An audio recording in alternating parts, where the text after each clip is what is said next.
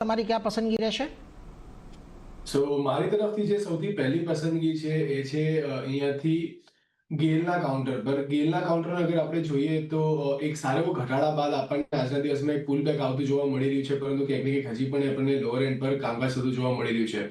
166 નો important level છે. જો અગર 166 ની નીચે અહીંયાથી સસ્ટેન થતો જોવા મળે તો ફરીથી એક શોર્ટ ઓપોર્ચ્યુનિટી અહીંયાથી ક્રિએટ થતી જોવા મળી શકે છે, જ્યાં તમે 70 રૂપિયાની આસપાસનો સ્ટોપ લોસ રાખીને કામકાજ કરી શકો છો. નીચેમાં તમને 160 રૂપિયાના ટાર્ગેટ પહેલો લેવલ અને 155 નો બીજા ટાર્ગેટ વડે તમે ગેલને શોર્ટ કરીને ચાલી શકો છો. સેકન્ડ કાઉન્ટર જે મારા ધ્યાનમાં આવી રહ્યો છે એ છે આઈસીઆઈસીઆઈ જીઆઈ. આઈસીઆઈસીઆઈ જીઆઈ ને પણ જુઓ તમે તો કાલના દિવસમાં 200 દિવસ એક્સપ્રેશન મૂવી રીતને બ્રીચ કરી એની નીચે આપણને ક્લોઝિંગ આવતું જોવા મળ્યું, સારા વોલ્યુમ સાથે ઘટાડો અહીંયાથી આવતો જોવા મળી રહ્યો છે. તો પ્રોબેબલી અહીંયા પણ આપણને ઘટાડો યથાવત રહેતો જોવા મળી શકે છે. ઉપરની સાઈડ પર વાત કરીએ તો ક્યાંક ને ક્યાંક 1950 ની આસપાસના લેવલ છે જે ઇમ્પોર્ટન્ટ હર્ડલની જેમ કામ કરતા જોવા મળી શકે, તો ત્યાં તમે સ્ટોપ લોસ રાખીને ચાલી શકો છો. અને નીચેની સાઈડ પર વાત કરીએ તો 1850 સુધીના લેવલ્સ તમને આઈસીઆઈસીઆઈ જીઆઈ માં ઓપન થતા જોવા મળી શકે. તો 1850 ના ટાર્ગેટ થી ઉપરમાં 1950 ના સ્ટોપ લોસ થી તમે આઈસીઆઈસીઆઈ જીઆઈ ને શોર્ટ કરીને ચાલી શકો છો.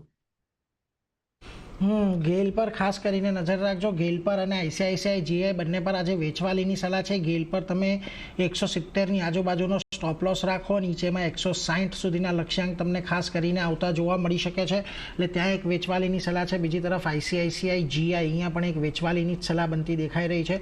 1950નો સ્ટોપ લોસ ઉપરમાં રાખો. નીચેમાં 1850 સુધીના લક્ષ્યાંક આવી શકે છે, એટલે બંને જગ્યાએ ખાસ કરીને આપણને વેચવાલી જોવા મળી રહી છે.